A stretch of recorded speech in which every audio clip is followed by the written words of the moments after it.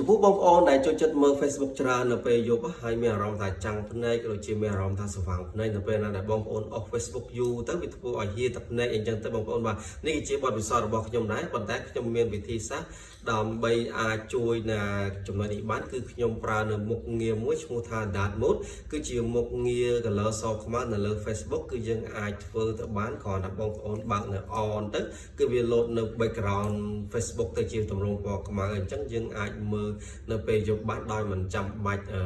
ចាំងភ្នែកអញ្ចឹងបងប្អូនអាចធ្វើទៅបានបងប្អូនគ្រាន់ចូលមកកាន់ Facebook ជាមួយនឹងខ្ញុំសិនមកបន្តមកទៀតបងប្អូនចូលទៅយកពាក្យថា menu ហើយបងប្អូន scroll ទៅក្រោមបន្តិចបងប្អូនទៅជ្រើសរើសយកពាក្យថា setting and privacy បន្តមកបងប្អូនយកពាក្យថា setting ហើយបន្តមកទៀតបងប្អូនគ្រាន់តែ scroll ទៅក្រោមបន្តិចទៅរកពាក្យថា dark mode ហើយមកចូលមកដល់ចំណុចនេះបងប្អូនគ្រាន់តែចុចបើកទៅលើពាក្យថា on គឺវានឹង load មកទម្រង់ពណ៌ខ្មៅគឺជា background Facebook ដែលវាធ្វើឲ្យ